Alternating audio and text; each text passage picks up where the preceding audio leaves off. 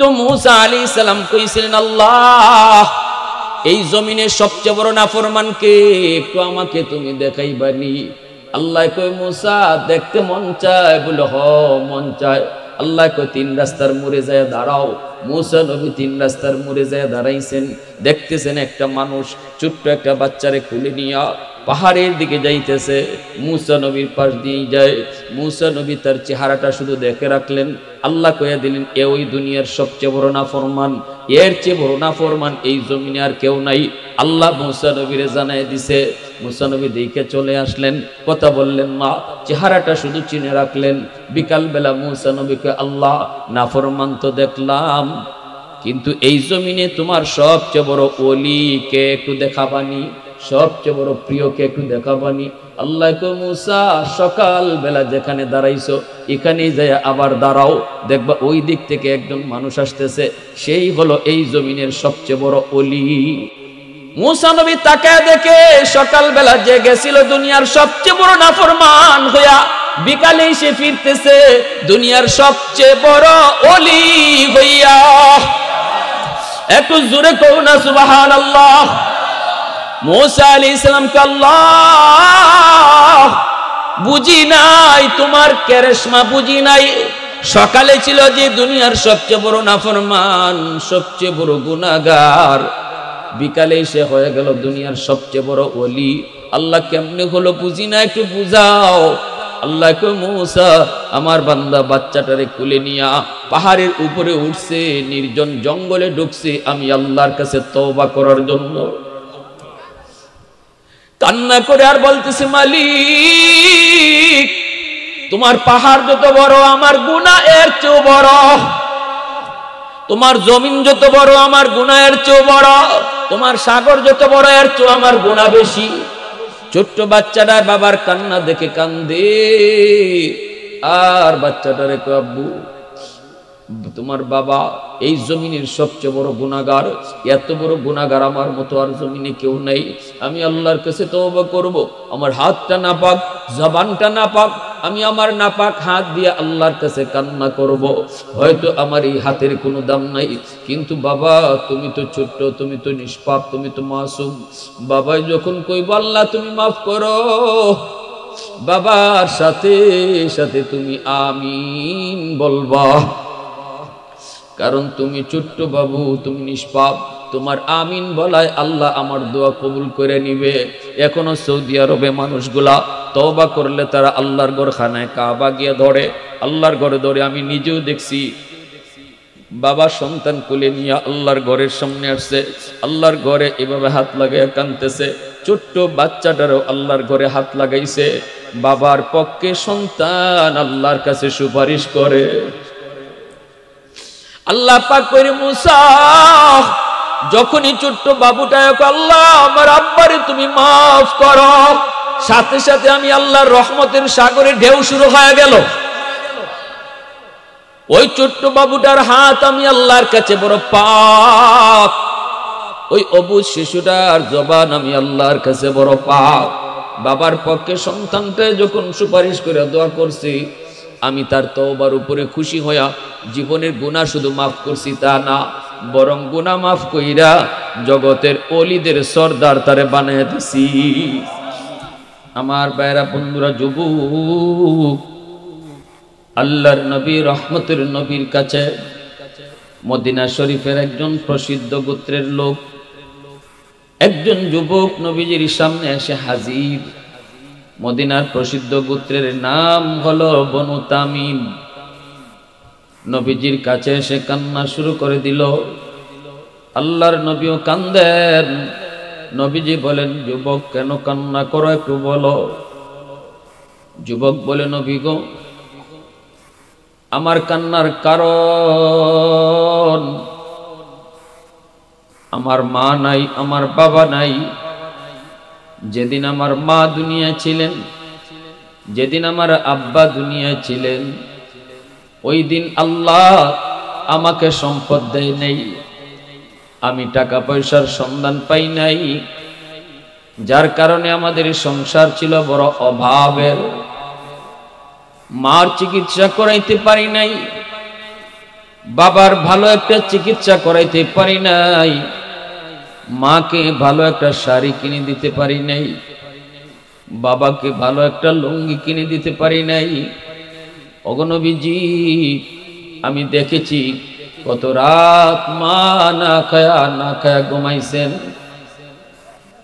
চেষ্টা করেছি, কম করি নাই, বহু চেষ্টা করেছি, কিন্তু না, টাকা পয়সার সন্ধান মিলে নাই, অভাবের সংসার। এই অবস্থায় আমার মা দুনিয়া থেকে বিদায় হলেন, আব্বা দুনিয়া থেকে বিদায় হলেন। এরপরে আল্লাহ আমাকে অনেক সম্পদ দিল, আল্লাহ আমাকে অনেক ধন দিল, দৌলত দিল। এখন আমার টাকা পয়সার কোনো অভাব নাই, এখন আমার টাকা পয়সার কোনো অভাব নাই। আমি টাকা দিয়ে বালিশ বানাইতে পারি, টাকার উপরে ঘুমাইতে পারি, কিন্তু আমি এই টাকা দিয়ে কার খেদমত করব? এই টাকার সময় মতো আসে নাই গো নবী, সময় মতো আসে নাই। যদি টাইম মতো আসতো, আমি আমার মার চিকিৎসা করাইতে পারতাম, আমার আব্বার চিকিৎসা করাইতে পারতাম। সময় মতো টাকা ধরা দেয় নাই। যেই সময়ে টাকা পাইলাম, পয়সা পাইলাম, ধন পাইলাম, এই সময়ে মা বাবার খেদমত করার কোনো সুযোগ নাই, কোনো সুযোগ নাই। সুযোগ আমার হাতছাড়া হয়ে গেল। ও আল্লাহর নবী, আমি জানতে চাই এই টাকা দিয়ে এখন আমি কি করব, কার খেদমত করব? আমার আব্বা তো কবরে শায়িত, মা তো কবরে শায়িত। রাতের বেলা ঘুমাইতে গেলে ঘুম হয় না, রাতের বেলা ঘুমাইতে গেলে আমার ঘুম হয় না। স্বপ্নে আমি ঘুম থেকে জেগে যাই, আমি তাকায়া তাকায়া দেখি কত রাত মা না খায়া খায়া ঘুমাইলেন। ইয়া রাসূলুল্লাহ, আমি জানতে চাই গো নবী, এখনো আমার মা বাবার খেদমত করার কোনো সুযোগ আমার কাছে আসেনি। যদি কোনো সুযোগ থাকে বাপ মার খেদমত করার, আমাকে সেই সুযোগটা আপনি বলে দিন। আমি আমার আম্মা আব্বার খেদমত করতে চাই, অর্থাৎ কবরে খেদমত পৌঁছাইতে চাই। আল্লাহর নবী, রহমতের নবী, মায়ার নবী কই যুবক, এখনো যদি 5টা আমল করো, 5টা কাম যদি করো, আল্লাহ তোমার খেদমত মা বাবার কবরে আল্লাহ পাক নিজে পৌঁছে দিবি। একটু জোরে কন্যা সুবহানাল্লাহ। আল্লাহ নিজেই তোমার খেদমত কবরে পৌঁছে দিবি।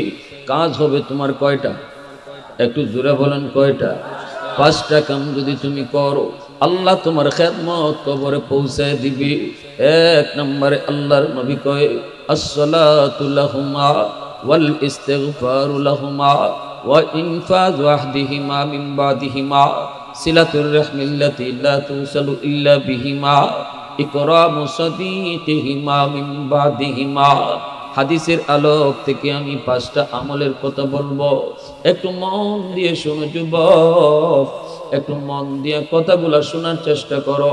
আজ আমাদের বাপ মা হয়তো অনেকেরই কবরে শায়িত, অথবা কারো বাপ মা দুনিয়ায় আছেন কিন্তু একদিন থাকবেন না, তারাও কবরে চলে যাবেন। তখন আমাদের করণীয় কি? আমরা তাদের জন্য কি করতে পারি? তারা আমাদের কাছে কি পাওনা? আমার নবীর হাদিস থেকে আমরা জানব। নবী বলতেছেন, 1 নম্বর, আল্লাহর নবী ওয়াজ শুরু করে দিলেন। নবীজির সামনে শ্রোতা হলো মাত্র 1 জন। আল্লাহু আকবার, জোরে বলেন। নবীজির সামনে শ্রোতা কয়জন? একটু জোরে কোন কয়জন? নবী হলেন বক্তা, শ্রোতা হলো 1 জন যুবক। আল্লাহর নবী ওয়াজ শুরু করে দিলেন। ওয়াজ কেমন? ওয়াজ কেমন? ওয়াজ কয় অনেক দামি ওয়াজ, অনেক দামি ওয়াজ, যেই ওয়াজের শ্রোতা এখন তামাম পৃথিবী জুড়ে লক্ষ কোটি মুসলমান। কিন্তু তখন নবীজির সামনে শ্রোতা মাত্র কয়জন? 1 জন শ্রোতার সামনে রেখে আমার নবী দামি একটা ওয়াজ শুরু করে দিলেন। আর এই কথা নবী বুঝাইলেন, মাহফিল সফল হওয়ার জন্য শ্রোতা কম না বেশি এটা শর্ত না। দিল থেকে কে কথাগুলি নিল এটা হলো শর্ত। আল্লাহ নবী কই যুবক, এক নাম্বার হলো বেশি বেশি করে মার জন্য বাবার জন্য দোয়া করো। যে দোয়াটা আল্লাহ কোরআনের মধ্যে আল্লাহ নিজে শিখাইছেন, আল্লাহ কোরআনের মধ্যে দোয়া শিখাই দিছেন, রব্বির হামহুমা কামা রব্বায়ানি সগীরা। সবাই আমার সাথে একটু পড়েন না ভাই, রব্বির হামহুমা কামা রব্বায়ানি সগীরা, রব্বির হামহুমা কামা রব্বায়ানি সগীরা। এই দোয়াটা কিন্তু শিখাইছেন কে? আল্লাহ দোয়া শিখাই দিয়েছেন। আল্লাহ পাক রব্বুল আলামিন কয়, ও দুনিয়ার বান্দা বান্দির দল, তোমরা যারা বাপ মার জন্য দোয়া করতে চাও, আমি আল্লাহ নিজেই তোমাকে দোয়া শিখাই দিতেছি। যিনি দোয়া কবুল করবেন, ইনি যদি দোয়া শিখাই দেন, তাহলে বোঝা গেল এইভাবে দোয়া করলে আল্লাহ 100% কবুল করবে। ফ্যাক্টরির মালিক চাকরি দিবে, কিন্তু একজনকে যদি কয় আস আমার কাছে আসো, আমি তোমাকে দরখাস্ত শিখাই দেই কেমনে আমার কাছে দরখাস্ত লিখতে হয়, ফ্যাক্টরি মালিক যদি নিজেই দরখাস্ত শিখাই দেয়, তাহলে বোঝা গেল আর কারো চাকরি হোক না হোক, তার চাকরি হবে 100%। আল্লাহ পাক কয় আমার কাছে দোয়া করবা, দোয়া কবুল করব আমি।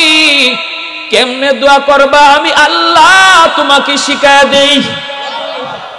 বলো রব্বির হামহুমা কামা রব্বায়ানি সগীরা। অর্থ হলো আল্লাহ আমার আব্বা আম্মার উপর তুমি দয়া করো, রহম করো। আমার আব্বা আম্মাকে তুমি মায়া করো, যেইভাবে শিশুকালে আমার মা আমার বাবা আমাকে মায়া করছেন, শিশুকালে আমাকে দয়া করছেন।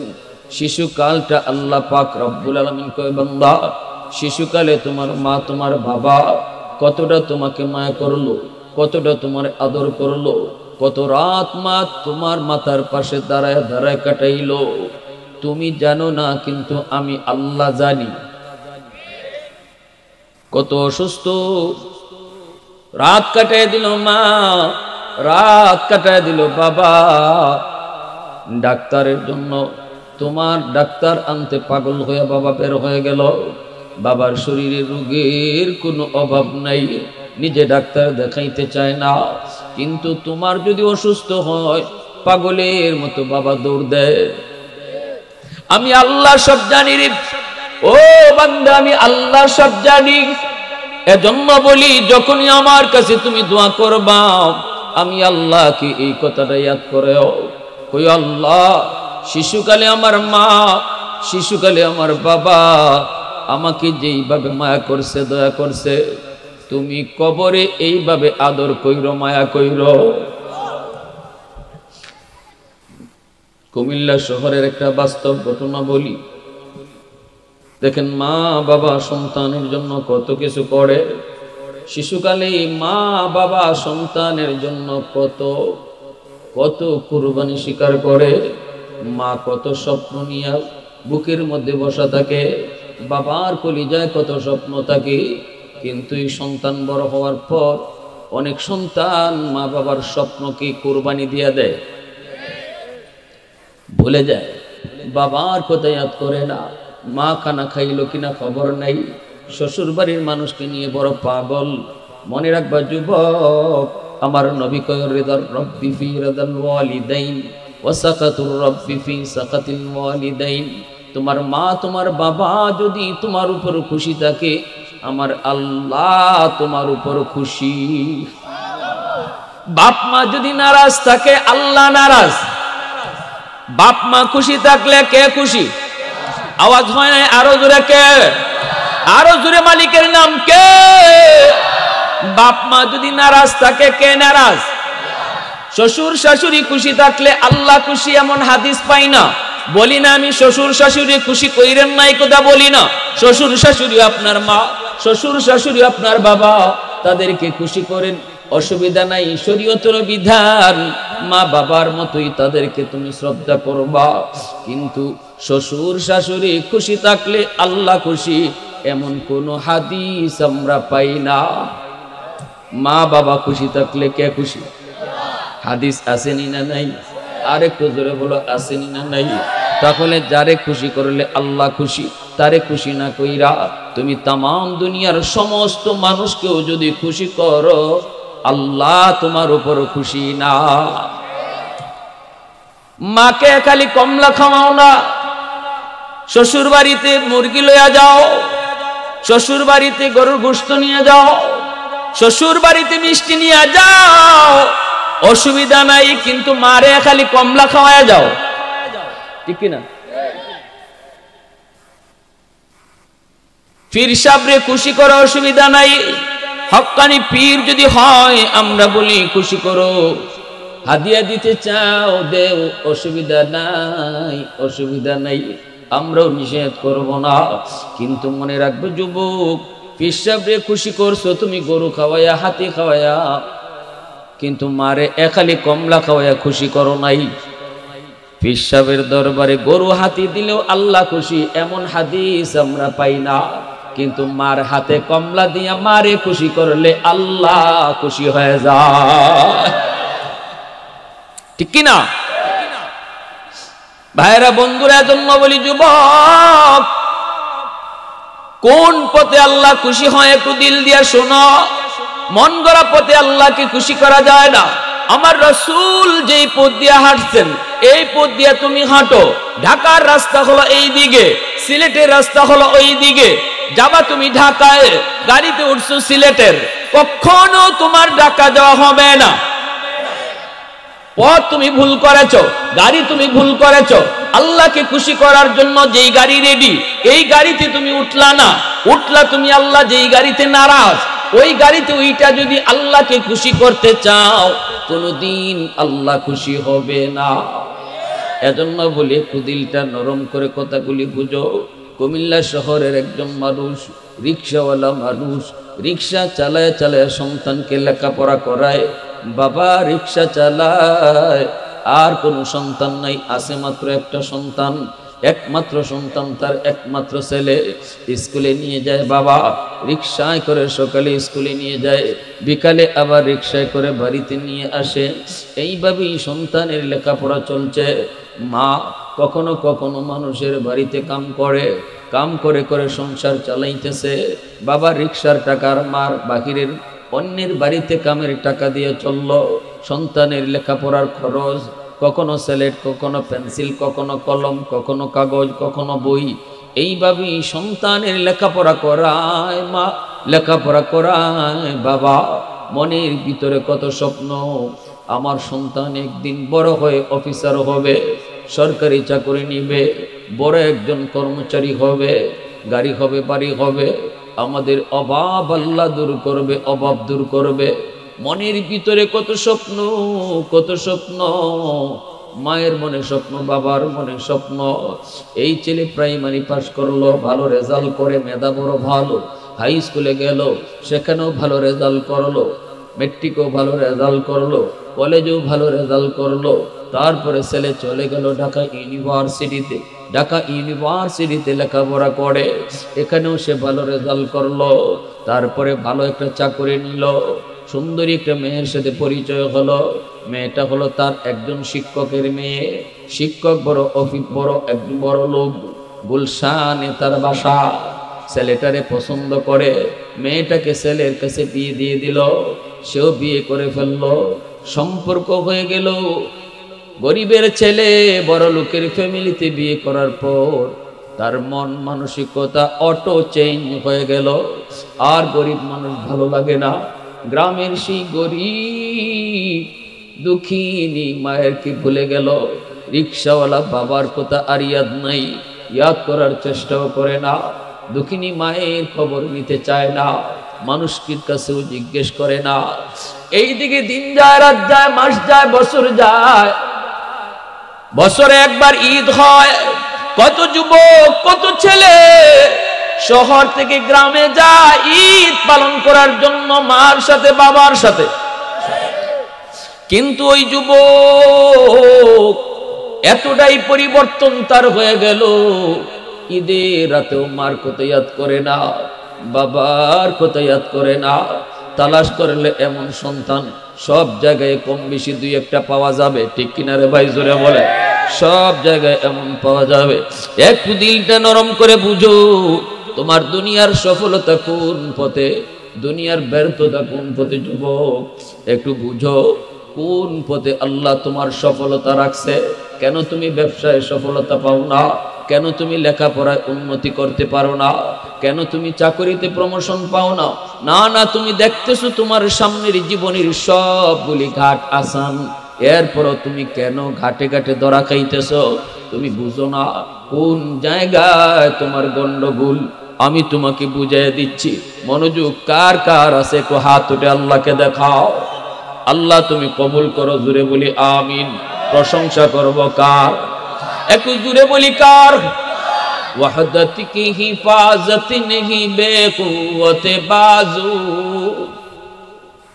वहदत की हिफाजत नहीं बेकुवते बाजू, आती नहीं कुछ कामी है अक्ल खुदादाद, आती नहीं कुछ कामी है अक्ल खुदादाद।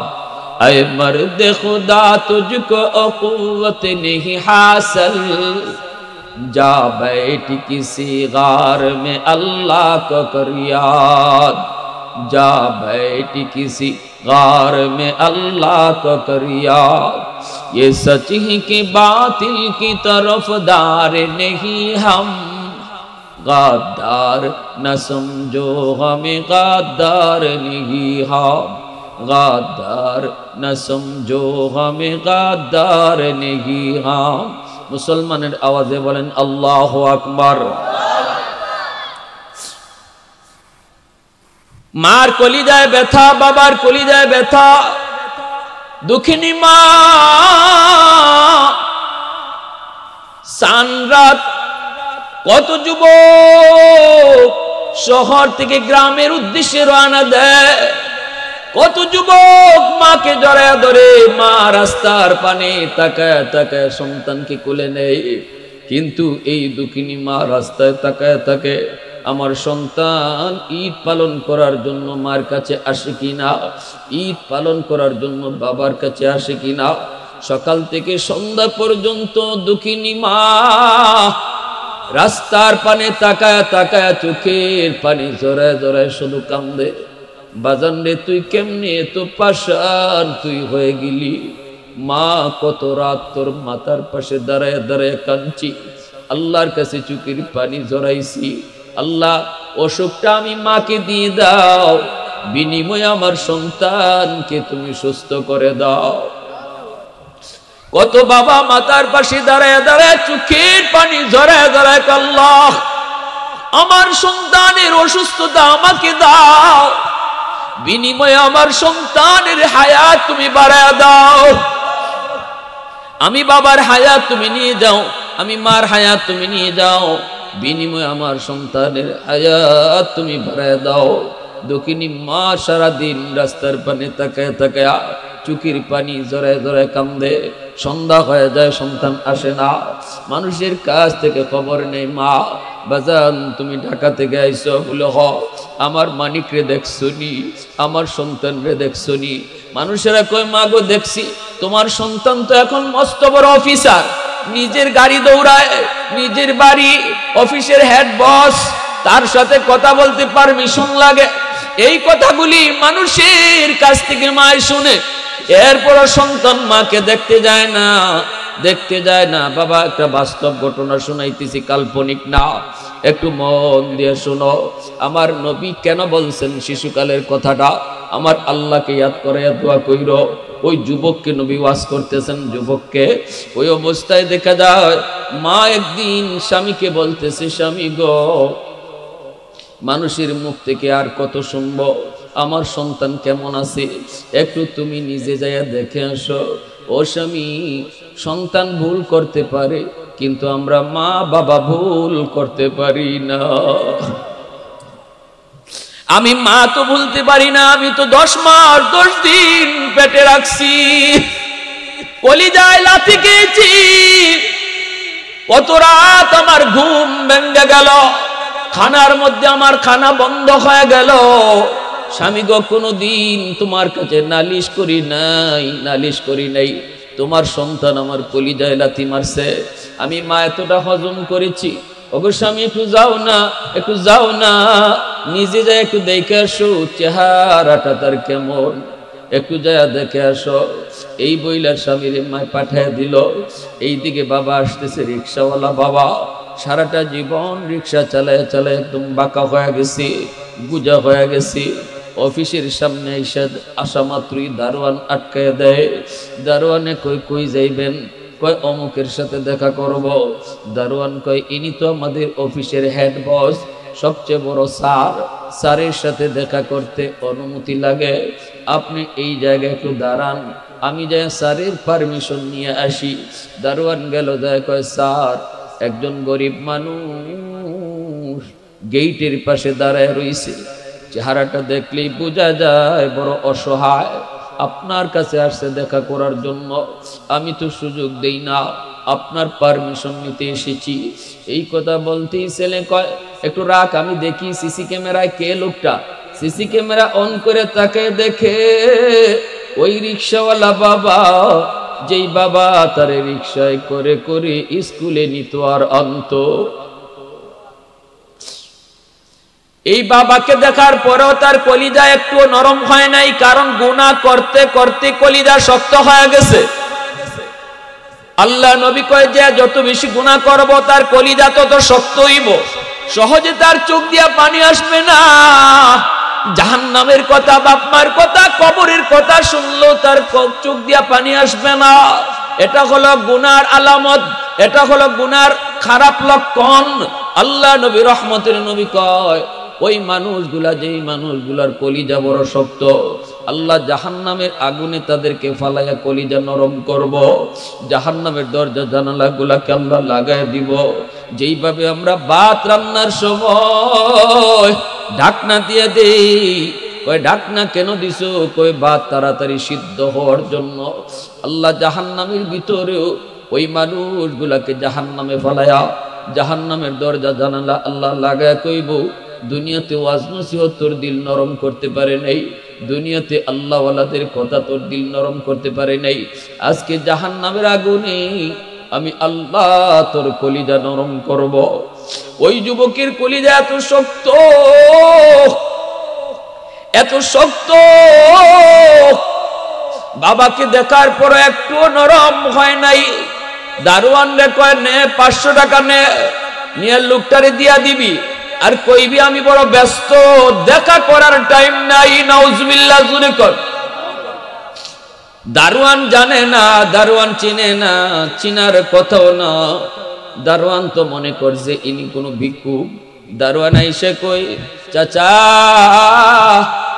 স্যার বড় ব্যস্ত মানুষ, দেখা করার টাইম নাই, 500 টাকা দিছে, আপনারে নিয়ে যেতে বলছে, অন্যদিন আসলে আরো বেশি করে দিব, এই যে নেন আপনি নিয়ে যান। সাথে সাথে বাপে কয় বাজান রে, আমি ভিক্ষুক না, ভিক্ষা নিতে আমি আসি নাই, আমি কোনো সাইল না, সওয়াল করতে আসি নাই, আমি আসছি এক নজর আমার সন্তানের চেহারাটা দেখার জন্য। দারোয়ান কই, চাচা আপনি বুঝি আমার স্যারের আব্বা? বলে হ। দারোয়ান মাথায় হাত দিয়ে আল্লাহ কয়ে চিৎকার করে মাটিতে বসে গেল। দারোয়ানে কই, চাচা আপনার পরিচয় দিয়ে কোনো লাভ হবে না, লাভ হবে না, সিসি ক্যামেরায় স্যারে আপনাকে দেখছে, আপনারে চিনছে, এরপরও যখন আপনারে যেতে বলছে, তাহলে বুঝে নেন চাচা, ছেলে আর আপনার ছেলে নাই, ছেলে আর আপনার ছেলে নাই। সাথে সাথে বাপে মাথাটায় হাত দিয়া মাটিতে বৈশাখ, আল্লাহ মালিক, আমি বদুয়া দিলাম না, বদুয়া দেই না, কারণ উলামায়ে কেরামের জবানে শুনেছি সন্তানকে যদি বাপ মাই বদুয়া দেয়, এই বদুয়া সরাসরি কবুল হয়ে যায়। সন্তানের জন্য বাপ মাই যদি দোয়া করে, এই দোয়াও আল্লাহর দরবারে সরাসরি কবুল হয়ে যায়। আব্দুল কাদের জিলানীর দোয়া কবুল হবে কি হবে না গ্যারান্টি নেই, কিন্তু নবী বলেন ভাঙ্গা ঘরে বসে যদি মায় হাত উঠায়, বাবায় হাত উঠায়, এই দোয়া কবুল হবে 100% গ্যারান্টি। এজন্য বদ্ধ দেই না গো মালিক, বদ্ধ দিলাম না, তবে হাত উঠে তোমার কাছে দোয়া করি, আল্লাহ তুমি আমার সন্তানকে হেদায়েত দান করো, আল্লাহ তুমি আমার সন্তানকে বুঝ দান করো। এই কথা বইলা বাবা গ্রামের উদ্দেশ্যে চোখের পানি মুছতে মুছতে রওনা দিয়ে দিছি। আর মনে মনে কইতেছি, বিবি গো কেমনে তোমাকে দেয় আমি সন্তানের খবর দিব? তোমার সন্তান তো বাবার সাথে দেখা করার টাইম পাইল না, যাইতেছে যাইতেছে, কিন্তু যাওয়ার আগে বাবা যে দোয়া করছে, আল্লাহ আমার আর সন্তান নাই, একমাত্র সন্তান বিপদে ফেলায়ও না, আল্লাহ তুমি বুঝ দিও। এই দোয়াটা আল্লাহ কবুল করে ফেলছে। একটু আওয়াজ দেখুন না সুবহানাল্লাহ। গেল বাড়িতে, বিবি সাহেব অপেক্ষায় দাঁড়ায় রইছে, স্বামীর অপেক্ষায় দাঁড়ায় রইছে। দেখা মাত্রই বিবি দৌড় দিয়ে গিয়ে জড়ায় ধরলো আর বলতেছে, স্বামী গো একটু কও না কেমন দেখে এসেছ? কিন্তু স্বামী তো কথা বলতে পারে না, চোখ থেকে টপ টপ করে পানি পড়ে। বিবি যতই কয় কও না গো স্বামী কেমন দেখে এসেছ, চেহারাটা কেমন একটু কও না, স্বাস্থ্য কমছে না বাড়ছে একটু কও না। মা তো দুঃখিনী মা, সন্তানকে হয়তো কত রাতে স্বপ্নে দেখে, রাতে রাতে স্বপ্নে দেখে। এই অবস্থায় বাবাই কইতেছে, বিবি গো, ও বিবি কেমনে তোমারে কি কইমু, তোমার সন্তান মস্ত বড় অফিসার, বাবার সাথে দেখা করার টাইম তার নেই। এই কথা কইতেই মাও মাটিতে পড়ে গেছে। মাটিতে পড়ে আল্লাহর কাছে হাত উঠে, আল্লাহ বদ্ধ দেই না, দোয়া করি, আল্লাহ আমার সন্তানকে তুমি সহি বুঝ দান করিও। এইদিকে আমার ভাইয়েরা বন্ধুরা, দোয়া তো কবুল হয়ে গেছে। রমজান মাস, জুম্মার দিন, যুবক মসজিদে ঢুকছে জুম্মার নামাজ পড়ার জন্য। গুলশান আজাদ মসজিদে তখন যাত্রাবাড়ির হযরত মাহমুদুল হাসান দামাত বারকাতুহুম আল্লাহর ওলি এখনো জীবিত, ইনি আজাদ মসজিদে জুম্মার নামাজ পড়ান। ওই মসজিদেই যুবক ঢুকছে জুম্মার নামাজ পড়ার জন্য। ঢুকেই দেখি মিম্বরে বসে আছেন যাত্রাবাড়ির হযরত আল্লাহর ওলি। ওই দিন তার আলোচনার বিষয় ছিল মা বাবার কদর। আল্লাহর ওলিদের ভাঙ্গা ভাঙ্গা কথা দিলের মধ্যে আসর করে বেশি। প্রতিটা কথাই যুবকের কলিজার মধ্যে এমন ভাবে বিঁধতে লাগলো যেন তীর ঢুকতেছে যুবকের কলিজায়। আল্লাহ তো বলছে, বন্ধু জানায় দাও, তুমি যত বড় নামাজি হও, যত বড় গাজী হও, যত বড় রোজাদার হও, যত বড় দানবীর হও, যদি তোমার মার বদ্ধ থাকে, বাবার বদ্ধ থাকে, তোমার নামাজ লইয়া তুমি জান্নাতে যেতে পারবা না, তোমার হজ লইয়া জান্নাতে যেতে পারবা না, লক্ষ টাকা যাকাত, কোটি টাকা যাকাত লইয়াও জান্নাতে যেতে পারবা না। আল্লাহ সাফ সাফ জানায় দিব, বান্দা তোর নামাজ এই জায়গায় আটক, তোর রোজা এই জায়গায় আটক, তোর লক্ষ টাকা দান এই জায়গায় আটক। আগে মার মামলা ডিসমিস কর, বাবার মামলা তুই ডিসমিস কর। মার মামলা, বাবার মামলা, কষ্ট দিছো মারে, কষ্ট দিছো বাবারে, কমলা আইনা বউ বাচ্চা নিয়ে খাইছো, একটা কমলা তুমি মাকে দাও নাই।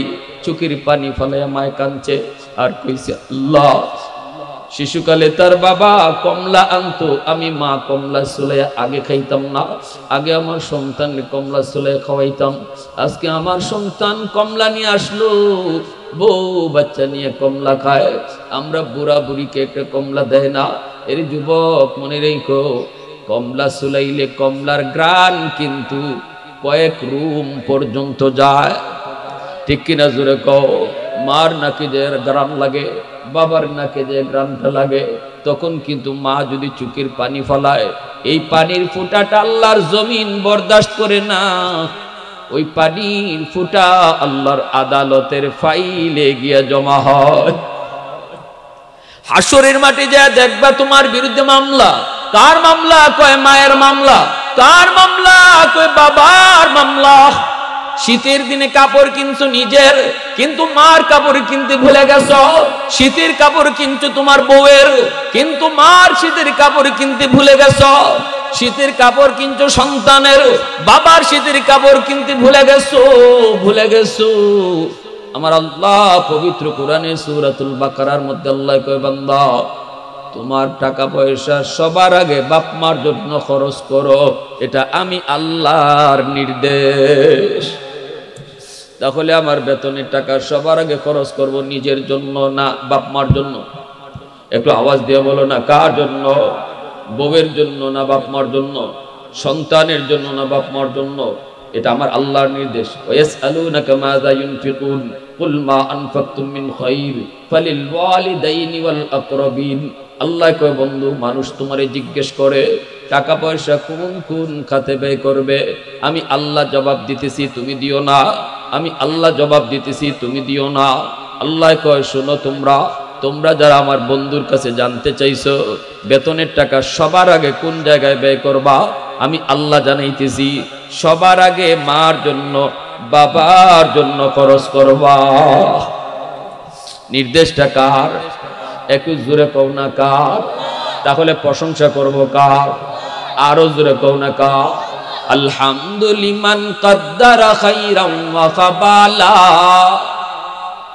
আলহামদুলিমান কদ্দারা খাইরাম ওয়া ফাবালা, ওয়া শুকরু লিমান সাওয়ারা হুসনাম ওয়া জামালা, ফরদুন সামাদুন আন সিফাতিন খালকি বারিউন, রব্বুন আযালিয়ুন খালাকাল খালকা কামালা, লা জিদ্দা ওয়ালা নিদ্দা ওয়ালা হাদ্দা লিমাওলা, আল আনা কামা কানা ওয়ালাম ইয়ালকা যাওয়ালা, আল আনা কামা কানা ওয়ালাম ইয়ালকা যাওয়ালা।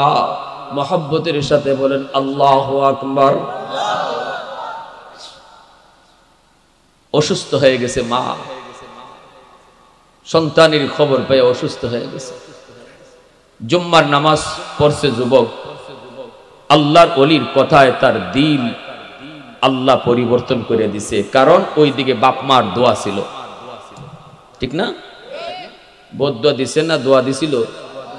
বদদোয়া না দিয়ে কইছিল আল্লাহ বুঝ নাই, তুমি বুঝ দিও। আল্লাহ বুঝ দিয়া দিছে।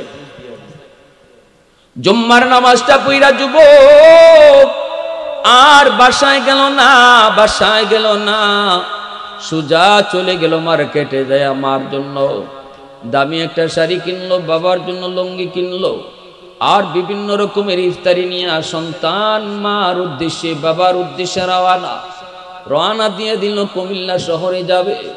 যাওয়ার সময় 2টা ফেরি পার হতে হয়, মেঘনার ফেরি। তখনকার সময়ে কুমিল্লা যাইতে 2টা ফেরি পার হওয়া লাগতো, সময়ও লাগতো অনেক বেশি। যুবক চোখের পানি জড়ায় আর মা বাবার উদ্দেশ্যে রওনা দেয়, মাপ চাওয়ার জন্য রওনা দেয়।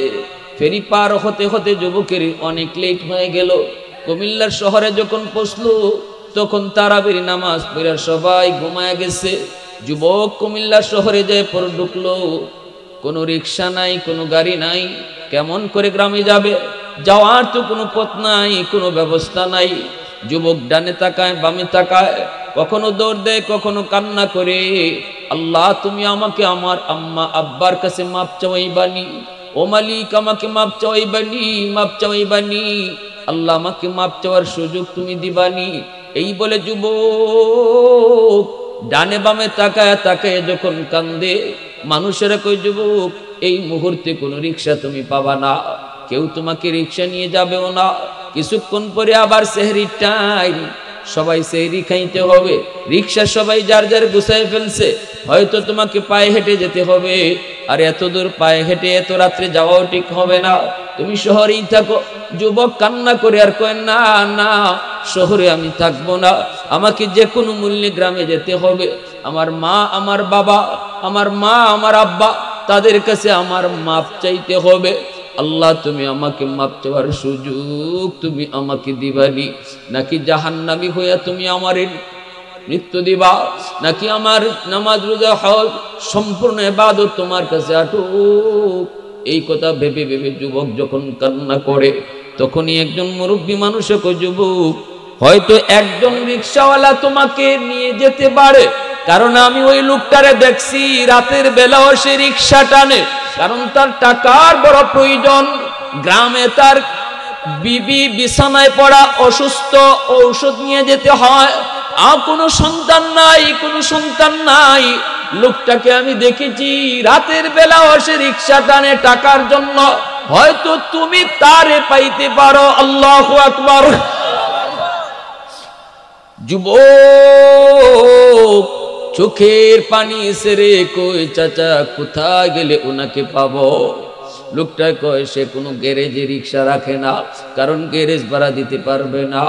সে একটা দোকানের বারান্দায় রিক্সাটা রাইখা সারা রাত বসে বসে কাটায় দেয়, সারা রাত বসে বসে কাটায় দেয়। যাও, তুমি তারে পাইতে পারো। কোন দিকে? কই, ওই দিকে যাও। যুবক হাঁটতেছে আর কাঁদতেছে। তার দিলের ভিতরে পরিবর্তন ঘটায় দিছে কে? একটু জোরে বলেন না কে? দিল পরিবর্তন করে দেওয়ার মালিক কে? এ ভাই যুবক, কও না কে? কত যুবক ওয়াজ মাহফিল থেকে যায়, দিলের কোনো পরিবর্তন হয় না। আর কত যুবক ওয়াজ মাহফিল থেকে উঠে দিলটারে নরম কইরা, আমার আল্লাহ কই, বান্দা, বসার আগে ছিল তোর দিল শক্ত, আর বসার পরে তোর দিল হইছে নরম। তার মানে আমি আল্লাহ তোমাকে গুনাহগার থেকে ওলির খাতায় নাম উঠায় দিছি। পৃথিবীতে একমাত্র কাজ যেটা এত সহজ, আর কোন কাজ এত সহজ না রে যুবক। ব্যবসায়ী হতে চাও সময় লাগবে, মেম্বার হতে চাও সময় লাগবে, চেয়ারম্যান হতে চাও সময় লাগবে, এমপি হতে চাও সময় লাগবে। সময় লাগবে না শুধু আল্লাহর ওলি হইতে, আল্লাহর ওলি হইতে কোনো সময় লাগে না। বসার আগে তুমি ছিলা গুনাহগার, কিন্তু বসার পর দিল নরম, তওবা করে ফেলেছো। আল্লাহ আর জীবনে মারে কষ্ট দিব না, আর জীবনে বাবারে কষ্ট দিব না। দিল থেকে তুমি এইভাবে নিজেরে কইরে নিছো, আর বলছো মালিক আর তোমারও কষ্ট দিব না। দিল থেকে কথাটা বলছো, কেউ শুনে নাই। তোমার পাশের মানুষটাও তোমার এই মনের কথা শুনে নাই, শুনে নাই, শোনানোর দরকারও নাই। ইমাম সাহেবরে শোনায়ও তওবা করা লাগবে না। দিলের ভিতরে শুধু এই কথাটা তুমি বলছো, দিলের মালিক তোমার কথা শুনে ফেলছেন। সাথে সাথে আল্লাহ পাক তোমার নাম গুনাহগারের তালিকা থেকে পাল্টাইয়া ওলি খাতায় আল্লাহ নাম উঠায় দিবে। সময় লাগছে মাত্র 1 সেকেন্ড। পৃথিবীতে একমাত্র এত সহজ কাম হলো আল্লাহর ওলি হওয়া। আল্লাহর ওলি 1 সেকেন্ডে হওয়া যায়। একটু জোরে কও না সুবহানাল্লাহ। দিলে দিলে তওবা করছো, কেউ শুনে নাই, কেউ শুনে নাই। শুনছেন কে? ওলি বানাইছে কে? আগে ছিল গুনাহগার, হয়ে গেলে এখন ওলি। এত সহজ আর কোনো কাম হয় না, এত সহজে আর কোনো কাম, এত সহজে আর কোনো কাম হয় না। এজন্যই তো মুসা আলাইহিস সালাম কইছিলেন, আল্লাহ, এই জমিনের সবচেয়ে বড় নাফরমান কে? একটু আমাকে তুমি দেখাইবানি। আল্লাহ কই, মুসা দেখতে মন চায়? বলে হ, মন চায়। আল্লাহ কই, 3 রাস্তার মোড়ে যায় দাঁড়াও। মুসা নবী 3 রাস্তার মোড়ে যায় দাঁড়াইছেন। দেখতেছেন একটা মানুষ ছোট্ট একটা বাচ্চারে খুলে নিয়া পাহাড়ের দিকে যাইতেছে। মুসা নবীর পাশ দিয়ে যায়। মুসা নবী তার চেহারাটা শুধু দেখে রাখলেন। আল্লাহ কইয়া দিলেন, এ ওই দুনিয়ার সবচেয়ে বড় নাফরমান, এর চেয়ে বড় নাফরমান এই জমিনে আর কেউ নাই। আল্লাহ মুসা নবীরে জানায় দিছে। মুসা নবী দেখে চলে আসলেন, কথা বললেন না, চেহারাটা শুধু চিনে রাখলেন। বিকাল বেলা মুসা নবীকে, আল্লাহ, নাফরমান তো দেখলাম, কিন্তু এই জমিনে তোমার সবচেয়ে বড় ওলি কে একটু দেখাবানি, সবচেয়ে বড় প্রিয় কে একটু দেখাবানি। আল্লাহ কো, মুসা, সকাল বেলা যেখানে দাঁড়াইছো এখানেই যায় আবার দাঁড়াও, দেখবা ওই দিক থেকে একজন মানুষ আসতেছে, সেই হলো এই জমিনের সবচেয়ে বড় ওলি যে আসতেছে। মুসা নবী তাকায় দেখে সকাল বেলা যে গেছিল দুনিয়ার সবচেয়ে বড় নাফরমান হইয়া, বিকালে এসে ফিরতেছে দুনিয়ার সবচেয়ে বড় ওলি হইয়া। একটু জোরে কও না সুবহানাল্লাহ। মুসা আলাইহিস সালামকে, আল্লাহ, বুঝি নাই তোমার কেরেশমা, বুঝি নাই। সকালে ছিল যে দুনিয়ার সবচেয়ে বড় নাফরমান, সবচেয়ে বড় গুনাহগার, বিকালে সে হয়ে গেল দুনিয়ার সবচেয়ে বড় ওলি। আল্লাহ কেমনে হলো বুঝি না, একটু বুঝাও। আল্লাহ কয় মূসা আমার বান্দা বাচ্চাটারে কুলে নিয়া পাহাড়ের উপরে উঠছে, নির্জন জঙ্গলে ঢুকছে আমি আল্লাহর কাছে তওবা করার জন্য। কান্না করে আর বলতেছে মালিক তোমার পাহাড় যত বড় আমার গুনাহ এর চেয়ে বড়, তোমার জমিন যত বড় আমার গুনাহ এর চেয়ে বড়, তোমার সাগর যত বড় এর চেয়ে আমার গুনাহ বেশি। ছোট্ট বাচ্চাটা বাবার কান্না দেখে কান্দে আর বাচ্চাটারে কয় আব্বু তোমার বাবা এই জমিনের সবচেয়ে বড় গুনাহগার, এত বড় গুনাহগার আমার মতো আর জমিনে কেউ নাই, আমি আল্লাহর কাছে তওবা করব। আমার হাতটা নাপাক, জবানটা নাপাক, আমি আমার নাপাক হাত দিয়ে আল্লাহর কাছে কান্না করব। হয়তো আমার এই হাতের কোনো দাম নাই, কিন্তু বাবা তুমি তো ছোট্ট, তুমি তো নিষ্পাপ, তুমি তো মাসুম। বাবা যখন কইব আল্লাহ তুমি মাফ করো, বাবার সাথে সাথে তুমি আমিন বলবা, কারণ তুমি ছোট্ট বাবু, তুমি নিষ্পাপ, তোমার আমিন বলায় আল্লাহ আমার দোয়া কবুল করে নিবে। এখনো সৌদি আরবে মানুষগুলা তওবা করলে তারা আল্লাহর ঘরখানায় কাবা গিয়ে ধরে, আল্লাহর ঘরে ধরে। আমি নিজেও দেখছি বাবা সন্তান কোলে নিয়ে আল্লাহর ঘরের সামনে আসছে, আল্লাহর ঘরে এভাবে হাত লাগাইয়া কাঁদতেছে। ছোট্ট বাচ্চাটারও আল্লাহর ঘরে হাত লাগাইছে। বাবার পক্ষে সন্তান আল্লাহর কাছে সুপারিশ করে। আল্লাহ পাক কইরে মূসা যখনই ছোট্ট বাবুটা আল্লাহ আমার আব্বারে তুমি মাফ করো, সাথে সাথে আমি আল্লাহর রহমতের সাগরে ঢেউ শুরু হয়ে গেল। ওই ছোট্ট বাবুটার হাত আমি আল্লাহর কাছে বড় পাক, ওই অবুঝ শিশুটার জবান আমি আল্লাহর কাছে বড় পাক। বাবার পক্ষে সন্তানটা যখন সুপারিশ করে দোয়া করছি, আমি তার তওবার উপরে খুশি হইয়া জীবনের গুনাহ শুধু মাফ করছি তা না, বরং গুনাহ মাফ কইরা জগতের ওলিদের সরদার তারে বানায় দিছি। मैं तालिब मौला हूँ मेरे इश्क़ निराला, मैं तालिब मौला हूँ मेरे इश्क़ निराला, है जुमला जहाँ जिनकी तजल्ली से उजाला, है जुमला जहाँ जिनकी तजल्ली से उजाला, मैं दर्द जहाँ गैर खुदा यार नदारम, যদি याद खुदा ही चिदिगुर कार नदारम, যদি याद खुदा ही चिदिगुर कार नदारम। যুবক হাঁটতেছে হাঁটতেছে ওই রিকশার খুঁজে যায় যায় দেখতেছে একটা দোকানের সামনে একটা রিকশা দেখা যায়। যুবক যায় দেখে একটা বুড়া মানুষ বারান্দার মধ্যে বসে আছে, কনকনে শীত আবার প্রচন্ড বাতাস। এই বাতাস থেকে বাঁচার জন্য বাবা এরকম ভাবে রুমালটা দিয়া মাফলার দিয়ে মুখ পেঁচায় রাখছি। যুবক যেহেতু লোকটার চিনে না, চিনার কথাও না, কারণ মাফলার দিয়া মুখ তার পেছানো, চিনার কথাও না। যেই ডাক দিল চাচা অমুক গ্রামে আপনি রিক্সা নিয়ে যাবেননি, যেই মাত্র কইছে চাচা আপনি যাবেননি, বাবা সন্তানের কণ্ঠ সাথে সাথে চিনে ফেলছে। পৃথিবীতে একমাত্র মা, একমাত্র বাবা যারা সন্তানের কণ্ঠ কোনোদিন ভুলে না। আওয়াজ দেখো না ঠিক কিনা? ছোট্ট দুধের শিশু 100 যদি এক জায়গায় জমা করা হয়, প্রতিটা শিশুর আওয়াজ একরকম, ওয়া ওয়া ওয়া। এই জায়গায় যদি একজন মাকে ছেড়ে দেওয়া হয়, কোন বাচ্চাটা তোমার চেহারা না দেখে শুধু আওয়াজ শুনে কও, 100টা আওয়াজের ভিতরে মা আওয়াজ শুনে বইলে দিবে এটা আমার বাচ্চা। এটা রক্তের সাথে মার সম্পর্ক, ঠিক কিনা জোরে বলো? এটা বাবার সাথে সন্তানের রক্তের সম্পর্ক। যেই মাত্র সন্তানে যায় কইছে চাচা অমুক গ্রামে যাবেননি, সাথে সাথে বাবা সন্তানের কণ্ঠ চিনে ফেলেছে, সন্তানের কণ্ঠ চিনে ফেলেছে। বাবা আর মুখটা নিচের দিক থেকে উপরে তুলল না, মাথাটা নিচের দিকেই রাখলো, মাফলার দিয়ে তার মুখটা পেঁচানো।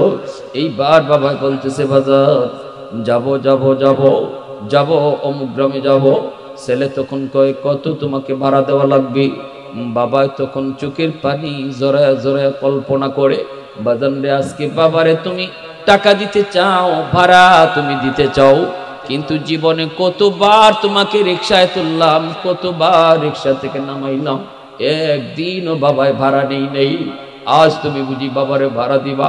বাবা মাথা নিচের দিকে দিয়ে কয়, বাজার জীবনে কত মানুষকে ভাড়া ছাড়া গাড়িতে তুললাম, ভাড়া নেই নাই, আজ তোমার কাছ থেকে আমি ভাড়া নিব না। ছেলে কয়, না আমি আপনাকে ডাবল ভাড়া দিব, এত রাত্রে যাবেন কষ্ট হবে, ডাবল ভাড়া দিব। বাপে কয়, ঠিক আছে বাজান তুমি উঠো, ভাড়া লাগবে না। ছেলেরই রিক্সার মধ্যে তুইলা বৃদ্ধ বাবা আবারও রিক্সা টানতে শুরু করলো। রিক্সা টানতেছে টানতেছে বাবা টের পাইতেছে পিছনে ছেলে কান্দে, ছেলে কান্দে কান্দে বাবাই টের পায়, রিক্সা চালায়। আর বাপি জিগায়, বাজান কাঁদো কেন? ওই গ্রামে তুমি কেন যাবা? কয়টা আমার নিজের গ্রাম। কও কি তোমাকে কোনোদিন তো দেখি নেই। ছেলে কয়, আমি অনেক দিন যাবৎ শহরে থাকি, আমি আমার মা বাবার একমাত্র সন্তান, আমি বড় কুলাঙ্গার সন্তান, আমার মাকে আমি ভুলে গেছি, আমার বাবাকে আমি ভুলে গেছি, অনেক দিন যাবৎ আসি না, বাবার মনে কষ্ট, মায়ের মনে কষ্ট, আমি আসছি মাপ চাওয়ার জন্য। আমার দিল আল্লাহ পরিবর্তন করেছে, আমার বুঝ আল্লাহ ফিরাই দিছে, আমি মাপ চাইতে আসছি। এই কথা বলতে বাপে বুঝে গেছে। আর বাপে আল্লাহর দিকে মুখটা উঠে, আল্লাহ আমাদের আবদার বুঝি তুমি কবুল করছো। সাথে সাথে রিক্সাটা থামাইয়া বাবা রিক্সা থেকে নাই মা মাফলারটা সরাইয়া কই, বাজান দেখো তো এই বুড়া মানুষটাকে চিনোনি? দৌড় দিয়া সন্তান বাবার পা জড়ায় দিয়ে কান্না শুরু করে দিল। সাথে সাথে বাবা বুকে টান দিয়ে কপালে চুমু খাইতে লাগলো। সন্তান যত অপরাধ করুক না কেন, বাপ মার কাছে মাপ চাইতে দেরি, মা বাবা মাফ করতে দেরি হয় না। ঠিক কিনা জোরে কর? মার কাছে যে আম্মা কয়ে যেই মাত্র ডাক দিছে, মা সমস্ত কষ্ট ভুইলা মা সুস্থ হয়ে গেছে, মা একদম সুস্থ হয়ে গেছে। এজন্য আমার ভাইরা, আল্লাহর নবী বলতেছে, যুবক এক নাম্বার কাম হলো বাপ মার জন্য বেশি বেশি দোয়া করো। 2 নাম্বার কাম হলো ইনফাক, নবী বলেন ইস্তেগফারুল লাহুমা, তাদের জন্য বেশি বেশি দান সদকা করো। 3 নম্বরে নবী বলেন তাদের কোনো পাওনা দাওনা থাকলে তুমি পরিশোধ করো। যখনই তুমি বাবার পাওনা পরিশোধ করবা, সাথে সাথে আল্লাহ বাবার কবরে তোমার খেদমত পৌঁছায় দিবি। বাবা যদি কারো হক নষ্ট করে থাকে, বাবা যদি তোমার চাচাদের হক নষ্ট করে, বাবা যদি তোমার ফুফুদের হক নষ্ট করে, আল্লাহ কর্তৃক যেইভাবে সম্পদ বন্টন করার কথা, তোমার বাবা যদি এইভাবে সম্পদ তোমার ফুফুদেরকে না দেয়, কবরে আগুন জ্বলতেছে বাবার, এই অবস্থায় যদি আগুন নিভাইতে চাও, তাহলে তাড়াতাড়ি ফুফুদের সম্পদ, ফুফুদের হক বুঝায় দাও। যখনই তুমি তাদের হক বুঝায় দিবা, আল্লাহ তোমার বাবার কবরে তোমার খেদমত পৌঁছায় দিবে। 4 নম্বরে আল্লাহ নবী বলেন সিলাতুর রাহমিল্লাতি লা তুসালু ইল্লা বিহিমা। নবী কই, যুবক বাবার কবরে খেদমত পাঠাইতে চাও, বাবার আত্মীয় স্বজন কারা আছে দেখো, বাবার রক্তের মানুষ কারা আছে দেখো, তাদের খোঁজ খবর রাখো, তাদের খবর নেও। যদি বাবার রক্তের মানুষ চাচা, চাচাকে তুমি ফোন দিয়া বলো, চাচা আপনি কেমন আছেন? আমার নবী কয়, যেন বাবার কবরে তুমি ফোন লাগাইছো। বাবার রক্তের মানুষ হলো ফুফু, ফুফুরে ফোন দিয়া যদি কও, ফুফু তুমি কেমন আছো, আল্লাহ নবী কয় যেন বাবার কবরে তুমি ফোন দিয়া বাবারে জিগাইতেছো, আব্বা তুমি কবরে কেমন আছো? একটু আওয়াজ দিয়া কও না সুবহানাল্লাহ। এ যুবক, মন গড়া পথে আল্লাহকে খুশি করা যায় না। আমার নবী কোন পথে কইছেন ওই পথে হাঁটো। মূর্তি গানের জন্য তুমি কি করবা, বাবার জন্য তুমি কি করবা? বাবা মানুষের হক নষ্ট করে গেল, তুমি 10টা 20টা গরু জবাই করে জিয়াফত করলা, মানুষকে তুমি খাওয়াইলা, অথচ বাবা যাদের হক নষ্ট করেছে তাদের হক তুমি ফিরিয়ে দিলা না। কোনদিন বাবার কবরের আগুন নিভবে না, কবরের আগুন নিভবে না। আরেকজনের জমি দখল করে বাবা রাখছে, তুমি সন্তানে জানো, আর এই জমি তুমি ফিরাইয়া দিছো না, বাবা না হয় ভুল করে ফেলছে, তুমি বাবার হইয়া জমিটা যদি ফিরাইয়া দাও, তাহলে তোমার বাবার কবরে তোমার খেদমত পৌঁছবে। আর যদি তা না কইরা বাবার নামে 20টা গরু জবাই কইরা মানুষকে খাওয়াইছো, আল্লাহর রাসূল কয় এরপরও কবরের আগুন নিভবে না, কারণ এটা মানুষের হক। ঠিক কিনা জোরে কোন? এটা মানুষের হক, আল্লাহ মাফ দিবে না, আল্লাহ দিবে না। এরপরে রসুল কয় 4 নাম্বার হলো বাবা মার আত্মীয় স্বজন কারা আছে দেখো।